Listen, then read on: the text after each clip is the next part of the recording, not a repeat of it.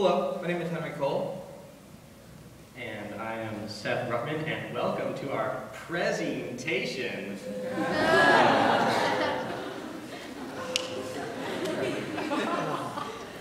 The topic of our presentation is Internet, Culture, and You. And our ToK knowledge question that I'm sure you've all been learning so much about is, to what extent can technology provide a cultural experience with a special emphasis on video games?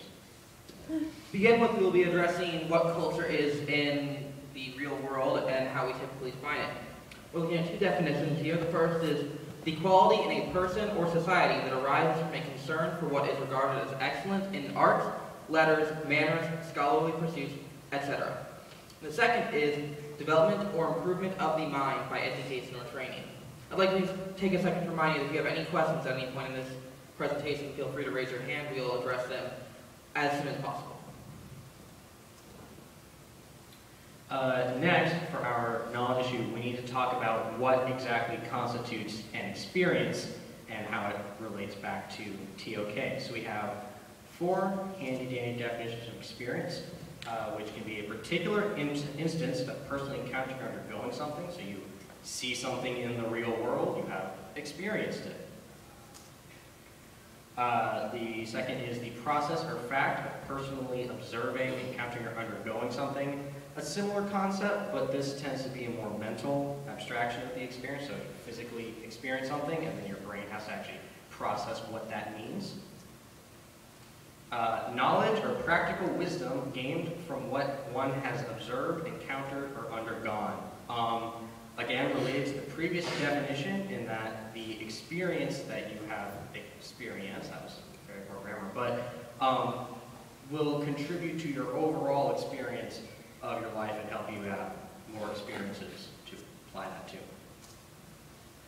And then the totality of the cognitions given by perception, all that's perceived, understood, and remembered. So tying them all together with how your entire life has culminated into one big happy experience, hopefully. All right, now we're going to take you through a couple of ToK ways of knowing. The first of these is sense perception, which can be defined as the ability for our bodies to interpret information from the outside world. So, for example, if I pick up this pen, I can feel its weight in my hand. I'm perceiving it. I see it with my eyes. I can smell something or taste something. Those are all different ways of perceiving something sensually. The second is reason, which is the ability for our minds to rationalize information into objective knowledge. This is knowledge that you gain by thinking out of, like if you have a logic problem and you try and come up with an answer, this is done by a reason. It's when you take things that you know and find new things based off of those original statements or bits of knowledge. Next, we have emotion, which is a much more subjective way of knowing. So, for instance, if someone tells me something, I can interpret that to mean different things. It's more related to language, but the way that you experience something and gain the knowledge, it's going to be different for everyone, whether it be like the death of a family member, people have different emotional reactions, or, like you said, picking up a pen. You know, I thought that was kind of a frivolous thing, but whatever. And lastly, we have language, which is the process of conveying knowledge and the ability to process the knowledge that has been conveyed into information. This, again, relates to everything as we're trying to help you find out what these ways of knowing are and what they mean. We're trying to help you convey that information to you, and you're accessing your own language knowledge base in order to understand that better.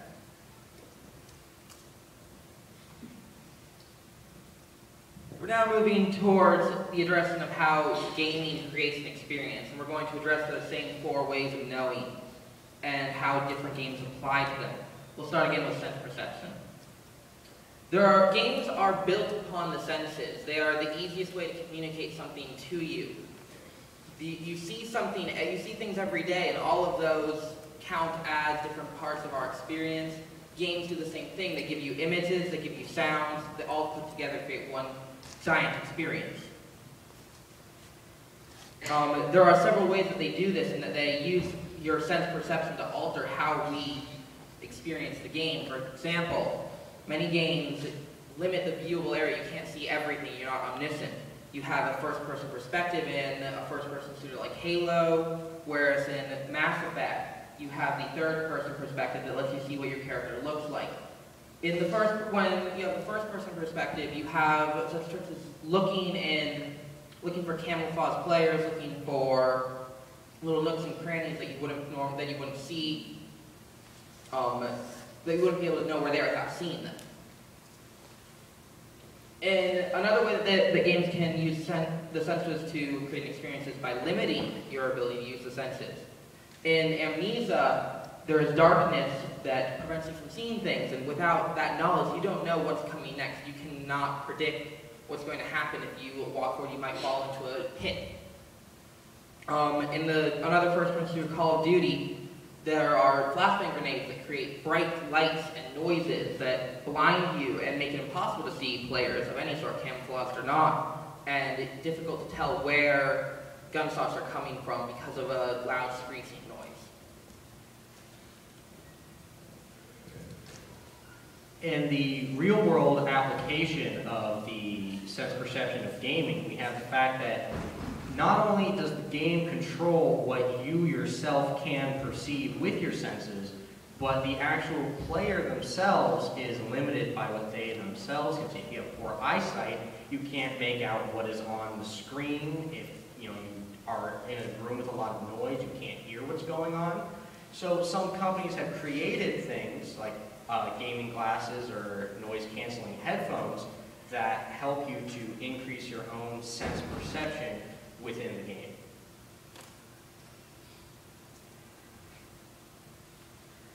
Next, we have reason, which in games they have a unique way of having an interactive sort of method of testing a player's reasoning, and many games put that to use most often through puzzle solving. So, for instance, some games are purely based on solving puzzles in a straightforward manner. We have things like Portal, where you have a gun that can shoot a blue portal and an orange portal, which you can go through, and you have to deal with the implications of being able to teleport like that, such as how does gravity make you turn as you're falling, how do boxes act if you drop them through a series of portals, how does your inertia carry you around, and you have to use your reasoning to see exactly how these portals will behave and how you can accomplish the goals of the game by passing hazards. Another very popular reason-based game is called World of Goo, where you have to connect little goo balls and account for what friction they'll have between different surfaces, how their center of mass will change in different areas based on how you apply them to try to get around puzzles. You can see how in this little image we have, there's a saw blade moving that will tear apart your guys and apply momentum there. You should pay more attention to physics. There are other more creative forms of puzzle solving which expand upon the normal physical limitations of the real world. For example, in Chronotron, you play as this little robot who has a time machine, and the goal is to pick up an item and bring it back to the time machine. Often this appears impossible at first. However, what you can do is perform an action, go back in time, and then perform a new action. However, the consequences of your previous action now have an effect. So if you say were to walk over and stand on a button that raised a bridge, in just one timeline, you can't then go and get on top of that bridge and cross over it. What you would do is you would go back in time and then have yourself standing on the button, and then you could walk over the bridge, pick up the item, and return. Part of this is also resolving the idea of paradoxes. If you do not build a method for your previous lives to get back, for example, if you were to have a previous life walk across the bridge to get to a button, and then because of something you did in your current timeline, it made that bridge go away, and then your previous self can't get back over. There's a paradox, and you have to restart the whole level, all of your progress is lost. Another game that uses very interesting time mechanics is Braid. Each world in Braid has a different time mechanic to it, such as the ability to stop time, or the ability to Walk forward to cause time to progress forward, and walk backward to cause time to progress backward. And this can undo your action. Say if you defeat an enemy, but then you have to backstep a little bit, that enemy is all of a sudden back, and you have to figure out a new way to defeat him, and then continue to progress forward. Otherwise, he keeps coming back, and you're unable to finish the level. There are also objects that remain constant throughout all timelines, ignoring all of your effects. All this culminates to a very interesting challenge that allows you to navigate different and dangerous environments. Alright, emotion is a very, very, very powerful tool for game designers. Emotions are what create this sense of coming back to a game after a while, something that we remember it as a positive experience because we enjoyed it. And months later we may say, you know what, I really missed that game, let's go back and play it again. So, the basic premise of most games is there is a challenge, you must complete it, and the game wants you to feel happy about achieving it. This is a screenshot from World of Warcraft, which game critic Ben Yahtzee Croshaw said, after just a few weeks, the vibrant swoosh of the level up sound was as fulfilling to me as my child's first word. Obviously, we don't all have such strong opinions on this, but let's face it, if a giant plume of light shot out of my forehead every time I got a good grade on a test, I would study way harder. And secondly, you know, in moving into a slightly more complex form of emotions is the storytelling of games in the interactive method challenges exactly what the player can know at any given point in time. A very recent example of this is a game called Spec Ops: The Line, which we're going to look at in a video later and have some discussion for it. But the premise of the game is you don't really know what's going on. Even when you buy the game, the way it was advertised was completely different from how it actually plays out. Your emotions as a human tell you to do one thing, but then the game tells you to do something completely different. It is, I don't really know how to describe it without showing the video first, so we'll have to get back to that later. You want to talk about Journey? Journey is a very interesting game. It started out as a very small, kind of independently developed game, and it became one of the greats and went up against several other big budget games for the Game of the Year title just this year. It presents you with a world in which you play as a little cloaked figure that's you in the picture, and nothing is told to you. You don't know where you're going, why you're going there, what you're seeing, other than in the most basic expressions. You may see it as ruins, you may see it as the start of a new civilization. It is all entirely up to your interpretation. As a result, it is an incredibly emotional experience because you create the game world that you experience. To make it even more interesting, this is a multiplayer game in which as long as you're connected to the internet, there will be someone else who is playing with you. You don't know who they are, you have no method of identifying them, and no method of communicating with them. All you can hope for is that they're going to help you with your challenges and help you get to the end or get farther along in the game. You don't know if they're viewing the world in the same way you do. You may see it as ruins, they may see it as a new civilization. You may see this as a puzzle, they may see it as an obstacle or as something just to walk around and avoid. It creates a very, very emotional experience. You never know what you're experiencing, and as a result, it was nominated for one of the best games, and many people felt that it was.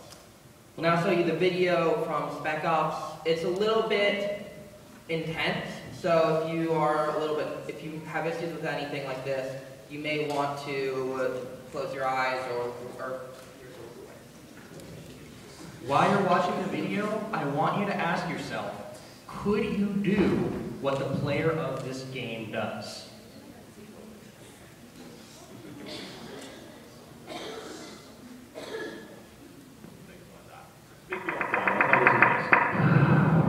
You know, with all the shit going on, I forget how beautiful this place can be. Nice view. You know, sometimes at night I'll just come out here and sit. Just listen to the wind. Yeah, reminds me of how the wind used to happen in the trees when I grew up. peaceful, actually. Hard to believe there's any peace in a place like this, huh? You gotta look for peace no matter where you are, man. Helps remind you what you're fighting for. Yeah, true that. Anyway, thanks for the gum. I'm gonna go check upstairs. Anytime. Yeah. Okay, so Shoes is now getting real.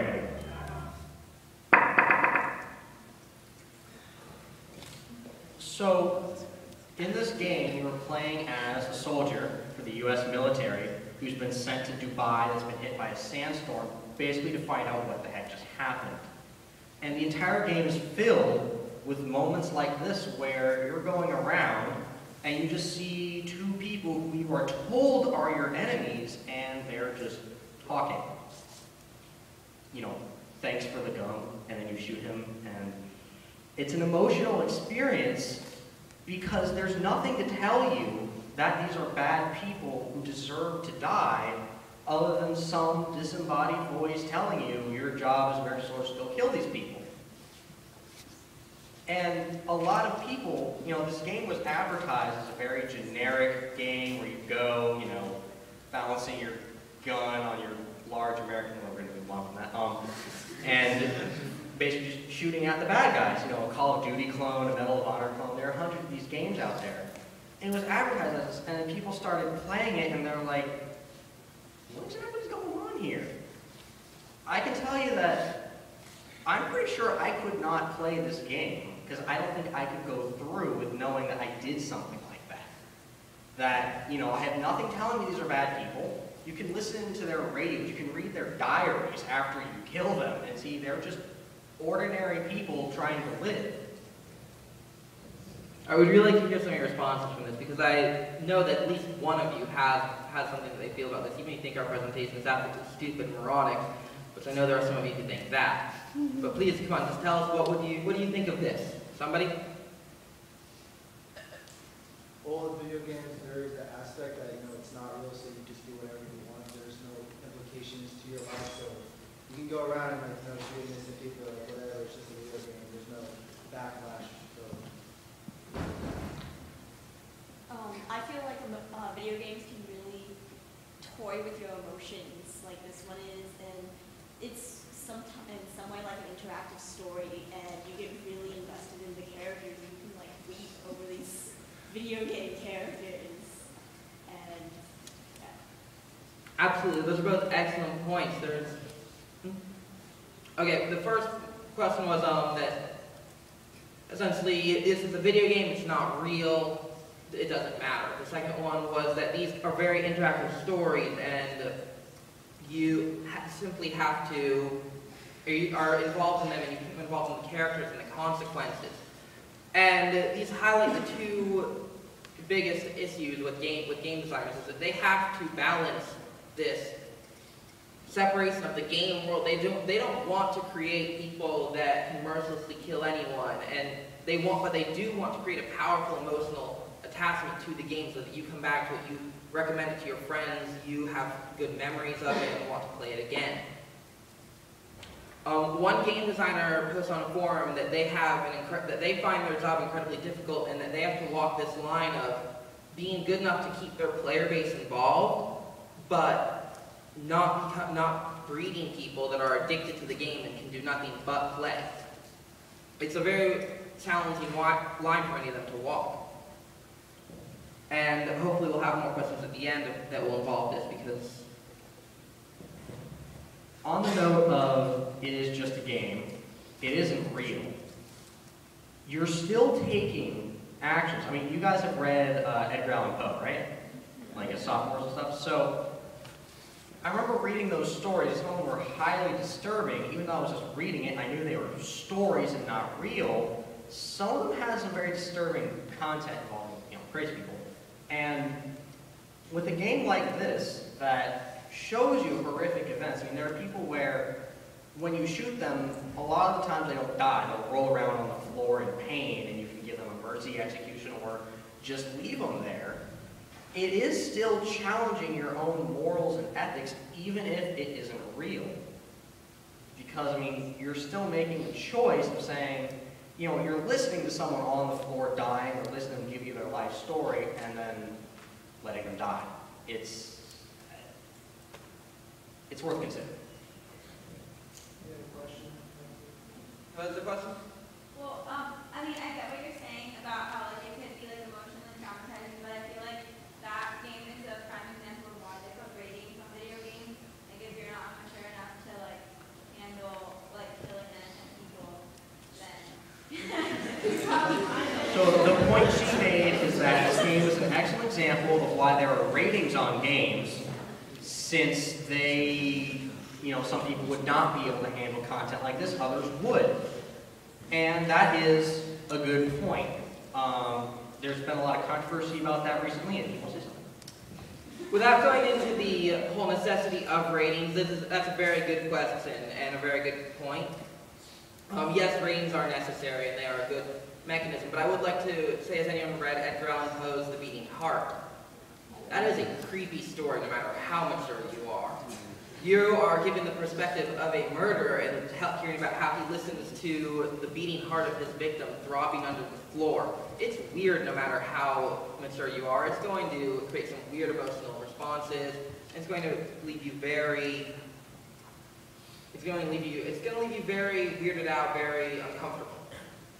And yes, it is important to listen to ratings, but it's still going to create a response for the player. That's the goal. At least the game designers hope that it will. just kind of in response to it, Kelsey said, I feel like it's almost more dangerous to not include things of that emotional complexity, because otherwise you're just encouraging wholesale slaughter for fun and rewarding it. So like making it more complicated makes the game as a whole more moral in some ways. Absolutely. The point there was maybe it's more dangerous not to include that emotional response. And that is how the game designers of Spec Ops 1 actually felt. They, post-release, when everyone kind of found out, wait, this is not a normal first-person shooter game, there were interviews with the designers where they said, yeah, we actually felt that Call of Duty, Medal of Honor, all those first-person shooters have gone kind of too far and just allowing wholesale slaughter. We want to create something that was different and gave you consequences for your actions. Follow-up to that is we've kind of criticized Call of Duty as being a generic, I'll get to your question in 1 second, as being, generic and not emotionally traumatizing, but a lot of people here might remember there was a controversy with the Call of Duty games where there was a particular level when you were instructed to fire on innocent civilians in a Russian airport. This was a level that was removed in many international releases of the game because it raised those kind of complicated questions, because sometimes people want good fun of running around shooting bad guys. Your question? What is happening in the game if you do not kill people, or you just be stuck there? The question is, what happens if you don't kill people? They kill you. Step up in particular, if you were to sit there instead of killing the 2 people, what would happen if they just come up and kill you? In the video clip, they say, oh, thanks for the gun, I'm going to go check upstairs. And they have been told, and you know they've been told because you can actually listen to their orders being broadcasted over the radio, in addition to like their favorite music and stuff, just to, drive home the point that they're actual people.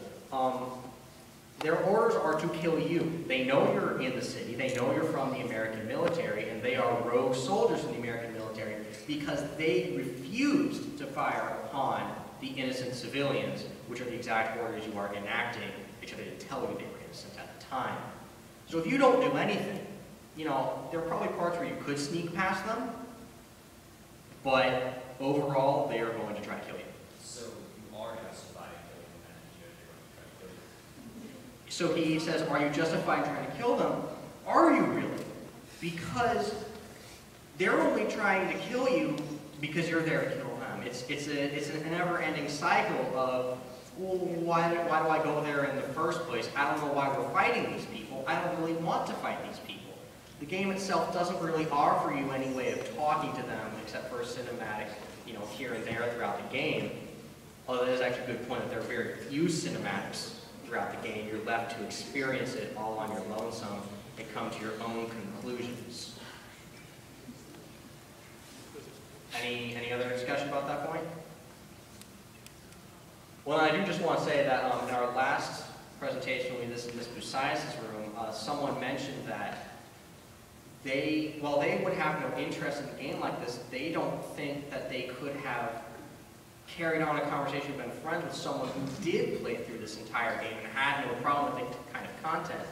Because they are ethical things. You're effectively saying, oh, I don't care about these, people, even if they're just in a video game. I'm going to shoot them down, I'm going to play the game, I'm going to have fun. But, I mean, do you really want to be that kind of person who would go through all that and tell everyone, oh yeah, I shot all those innocents. No, it was good fun, but... another question. Yes, on your point, I feel as though it's a video game, like, let's say, there's types of video games. I mean, you can shoot people, yeah, you shoot people, but you're not like, oh, let me shoot all these people, or you shoot innocent people. You're shooting people that are there because you have a gun, and your objective of the game is to shoot people to complete a level. Therefore, it's not trying to say, oh, let me teach you to be bad. Her point is that the games are not trying to teach you to be bad, it's simply a method of getting from point A to point B and accomplish the goals of the game. And that is a good point. There are plenty of games that are like that. Remember when Yahtzee, the same guy had the World of Warcraft quote, did his review of Spec Ops: The Line, he said he misses the days of Doom 1 and Doom 2 when you were in a hallway, there was a demon, you killed the demon, you walked past him, and there were no other issues. You have another point? Yeah, I just feel like when you put the game in, you develop this level of emotional detachment. Like when I play Mario Kart, I'm not upset because someone's hooked on my in real life, I'd be upset if I threw down a banana and someone slipped. But I know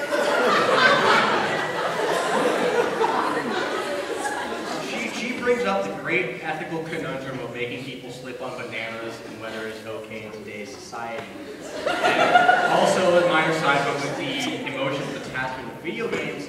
And again, that's a good point. Many games do leave you emotionally detached, and that's why they made Spec Ops 1. It was meant to be a criticism of the emotional attachment present in games. Alright, I see there are a lot of questions left, and this is absolutely wonderful. Last time we gave this presentation, most people had absolutely nothing to say. It was kind of disconcerting. Anyways, I would really love to answer all of the questions, and I'm hoping that you could save them. Just for the end, we'd like to get through the next couple of slides, and then we would love to have an open-ended discussion about everything we've said. So if there's anyone who has any really burning questions, Write them down. or, there we go. All right, moving on from emotion, which is clearly a very controversial issue, we're going to look at how games use language to communicate ideas to you. You have to be taught how to play a game, and often they use tutorials that involve language, be that text, be that vocal, be that a combination of the two, to convey the points of the game to you. Other times, games get more in-depth with their language. The Mass Effect series is well known for its storytelling and its way to let you play a part as the character and let you pick what you want to say and how you want to say it, and find out things that you wouldn't be able to find out were you not to pursue them, and including miscommunications and where you think you know one thing and it turns out to be wrong. Other times, combining reason and language, there will be puzzles where obscure double meanings or hints are provided through confounding text. If you can read this, it says, "All you see isn't all there be. Stones have power of stars, tested to pass through it." That's the Paper Mario series. It includes riddles that test your comprehension. There are often two solutions to these types of puzzles, one being the brute force, touch everything until something works, or figure out what they mean by stones have power of stars and hit the right thing and move on much quicker. Alright, so we're hoping that that last set of slides convinced you that games can provide a very real experience, a very tangible set of emotions, senses, and language and reason. Now we're going to address the idea of culture, specifically in online games. We'll look at 4 online games and some of the cultural aspects of them, and then a specific aspect of a culture that is exemplified in that game. We're going to start with E, which is a game in which you play as a space pilot. There's Lego in this game. NBSI, NRDS, WSpace, BPC. These mean absolutely nothing if you don't play the game. If I tell you what they do, what they're acronyms for, they mean absolutely nothing unless you play the game. If you play the game, you will know immediately what these mean. You will know exactly what MBSI means. It's a policy of hostility, shooting anyone who isn't your friend. NRDS is don't shoot anyone unless they've declared themselves your enemy. W space is uncharted territory, the frontier, and BPC is a construction term. And then there's places in these games too. Places like Zeta, which is a trade hub where thousands of players are online at any given moment, all conducting trade and trying to profit. The idea that EVI exemplifies is corporate loyalty, which is the same idea as nationalism or a loyalty to any organization that you're part of. Corporations are the player groups of EVE, where they're created, they're funded, they're driven, their goals are set by players for players. You can have an assassin's guild or a construction agency or bodyguards. I'm going to tell you a story about an assassin's guild who was hired to kill one of the most powerful players in the game because they had done something to offend someone who had a lot of money. This guild, this assassin's guild called the Black Hand, spent the next year slowly having their members infiltrate the ranks of this second corporation to get into a position of power until they were the right-hand man of the target that they were to kill. Finally, having exchanged personal details including telephone numbers, addresses, emails, the plan was launched in which the leader of the corporation was invited to go on a power show through deep space territory where they would show off their powerful ship alongside their second in command. A rogue fighter appeared and attacked this giant ship. Their chance of success should have been 0.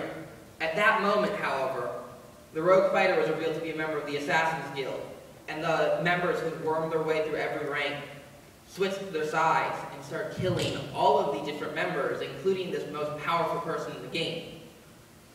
In addition to killing this person, destroying their ship, and blowing up their character so they could take their frozen corpse to fulfill the contract, they took everything out of all of the guild stores, or all of the company stores, all of the banks. They took everything and replaced it with notes that read, "Courtesy of the Black Hand," and nothing more. At that moment, they all left and returned to their original Black Hand Assassins Corporation. This is powerful loyalty. This was a year later, after having wormed their way, and they had no idea that if the Black Hand was still functioning. All they knew was that the plan was still a go as soon as someone uttered the code word, and they executed it perfectly. It went down in the history of EVE as one of the most underhanded and celebrated maneuvers. The second game we're going to look at is Guild Wars 2. Lingo here is LFG, COF, Path 1, 2, 3, and Bout. These are terms that represent players trying to group together to complete powerful objectives and get great rewards. LFG is looking for groups. COF is a place where you would be grouping up to go. And the paths are the different routes of success through that challenging location. Places are Lion's Arts, Cursor, and the Grove. These are all places that, again, you don't know where these are. But if you play this game, you know that Lion's Arts is the hub of the whole game. This is where you find people. This is where you go to have conversation, be it about the game or about real life. Cursor is a high-level area which provides some of the greatest challenges in the game, and the Grove is another city, a smaller city, but there's still people there who are looking for help. There are powerful ethical decisions in this game. Not quite the same level as Spec Ops: The Line, but nonetheless, your decisions have an impact here. The example we're going to use is, at one point you are told that bandits are trying to make the city police look bad and weak so that there can be a takeover executed by the somewhat dubious ministry. In order to do so, they're going to firebomb 2 separate places simultaneously, making it impossible for the police to deal with both at once. One of these is an orphanage. The other is a VA hospital. You are told that you can personally go to make sure that one of those locations is safe, and you'll have to trust a small detachment to deal with the other and hope that they're enough to handle it. Regardless of which option you pick, the orphanage or the VA hospital, you'll finish your task, save the location, and rush over to the other one, where you find out that not everyone made out alive and people died, regardless of whether it was the orphanage or the VA hospital. Now, one of the things that this is good to exemplify is it goes back to the earlier point of, oh, it's just a game, it doesn't matter what I pick. When you're confronted with this, no matter which one you pick, it's just a game, it doesn't matter, right? So which one do you pick? Neither is portrayed as easier or more or less challenging, or maybe more challenging if you're interested in a good fight than the other. Your decision is entirely based on which one you would personally save, the VA hospital or the orphanage. How do you make that choice from the perspective of just being a game and it doesn't matter? Flip a coin? Maybe. I'd like you to think about that, and maybe when we get to the end, we will hopefully have time for several questions.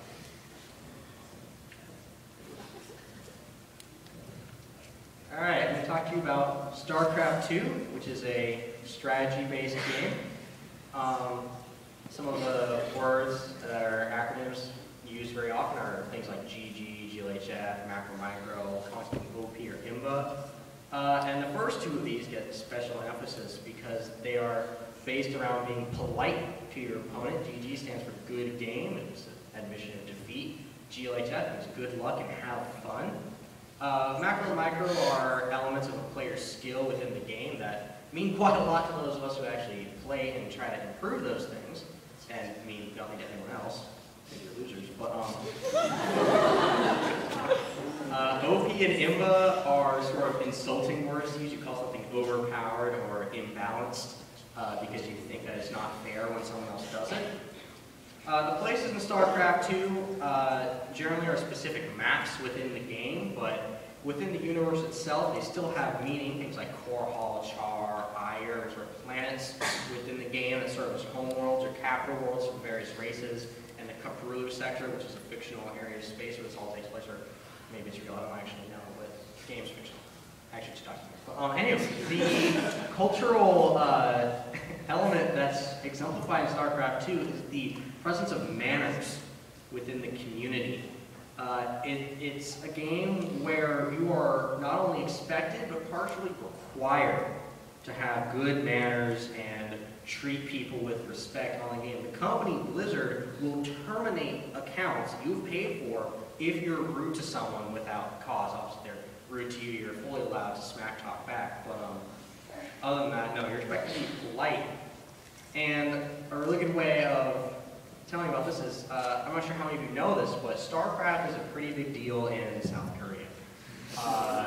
There are huge tournaments, hundreds of thousands of people watch, millions of dollars on the line. High skill, I love this stuff, it's so good. But if you're rude to someone in those games, you're banned for life from them. So there's a guy named Hydra, and he has a bit of a temper issue, and he's no longer allowed to compete in Korea because he said a curse word while playing the game, and I was like, oh, curse words are so bad, and banned them. And on the other side of the coin, we had another tournament where a guy named Whiteball, who's Ukrainian, nicest guy you'll ever meet. No, you'll probably meet him, but he's still a really nice guy. And he was late for one of his matches, so he forfeits it by default.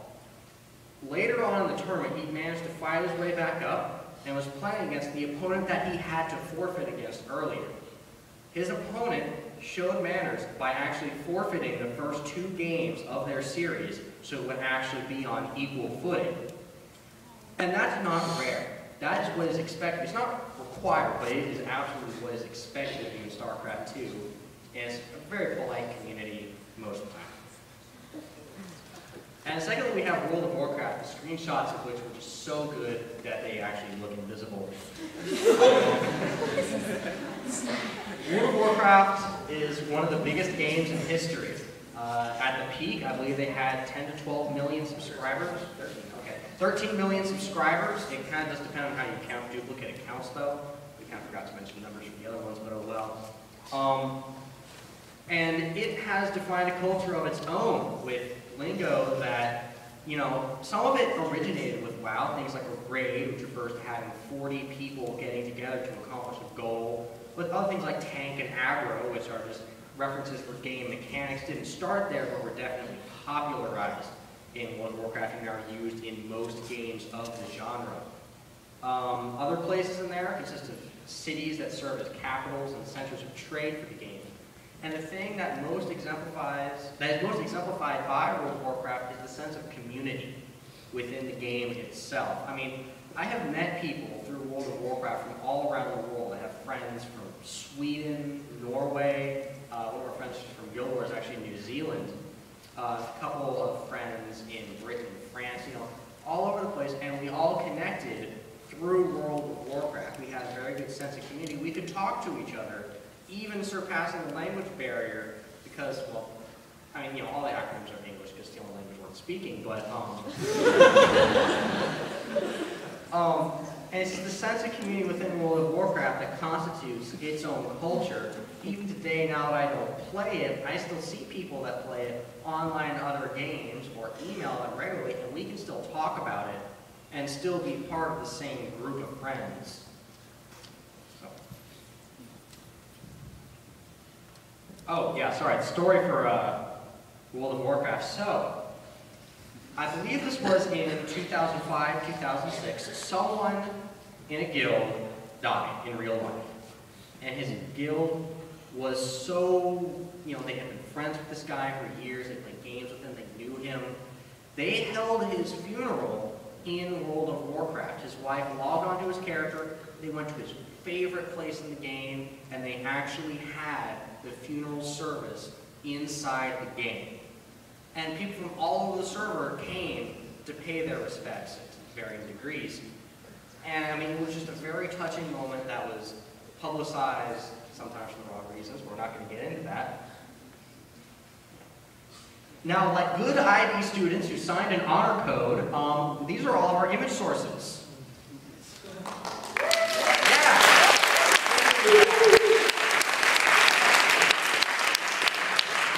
So, let's just leave you with this quote from Marilyn Monroe. I'm waiting for the day when if you tell someone, I'm from the internet, instead of laughing, they just ask, oh, what part? And this is the sequel to the map that we studied earlier. This just illustrates that this is a dynamic world of things. It's not like, if you compare it to the original one, it's very different.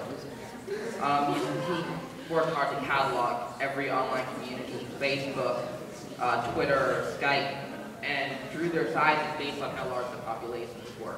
Anyways, we'd like to now go back to all the questions that you guys have. I know that some of you thought it was a silly presentation and laughed, and I'd like to hear your opinions too, because it matters just why do you think that these aren't real cultures and real communities? Spencer. How many of you actually game? Raise your hand.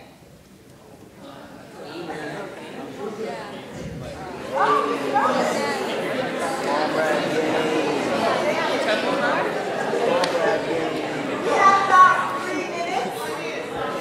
Plenty of time. Okay, questions? Okay, I think you have to kind of look at why people do play these games, and I think it's kind of almost like it creates an emotion, but I think it's only a temporary emotion. It's kind of people do something like to get that like high feeling.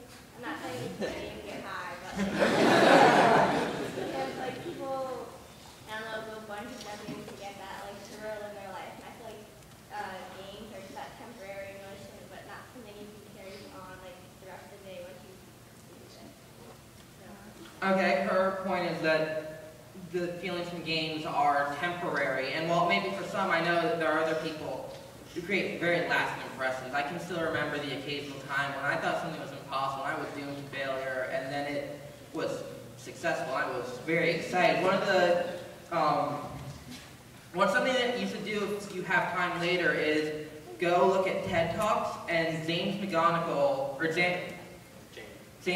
sorry, has a TED Talk called Gaming Can Make a Better World, in which he talks about how there have been many researchers looking into how the emotions created by gaming can be used to benefit society. And one of the things he talked about is this game Fold.it, where researchers, biologists, have been looking for a decade to try and synthesize this one protein that would be used to fight HIV and help people who had AIDS get by and be better.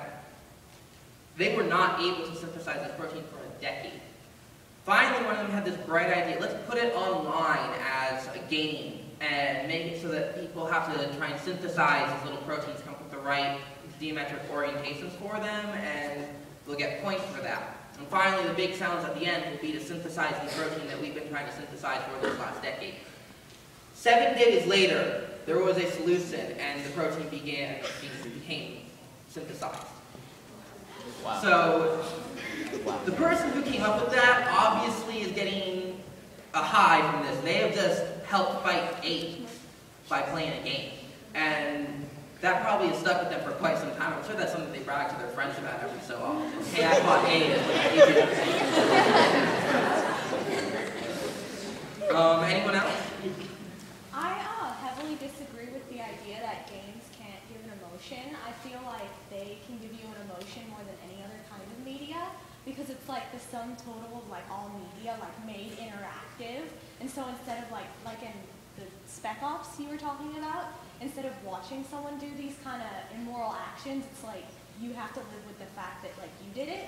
Like you didn't actually do it, you weren't holding a gun, but you still made that decision, and I feel like that carries with people more than anything else. Absolutely. That's one of her point was something that game developers talk about all the time in interviews. Gaming is the sum of several other types of media. You read stuff, you see stuff, you hear it, you interact with music, it's literature, it's movies, it's all combined and rolled up into one big sum. Which I greatly agree at that point personally. Anyone else have anything they'd like to say, Michael? The gun debate has been in the news a lot recently, especially with the Newtown shooting. And one of the arguments is that a lot of it is caused by this gun culture created by video games and stuff. And I was wondering, what do you guys think, like with the emotional connection that some of the games have, what kind of effect do you think that has on the gun culture and what people and these type of massacres? First off, write that down, do it for ToK next year. Secondly, I don't believe that video games cause that type of violence. That's a mental illness. But you are right that we do have a growing culture where violence becomes acceptable, and some of that is due in part to games and movies and everything that's glorified violence. But if you go back a couple thousand years to when Beowulf was written, Gilgamesh, there was a lot of violence back then too, and these defined complete ages of literature, epics of human culture. So I don't think that's all that reasonable to say that games are any different from things other than that, but it is still a point worth considering with the political debate. Someone do that at your ToK topic next. I know there's more questions, but I want to get to go.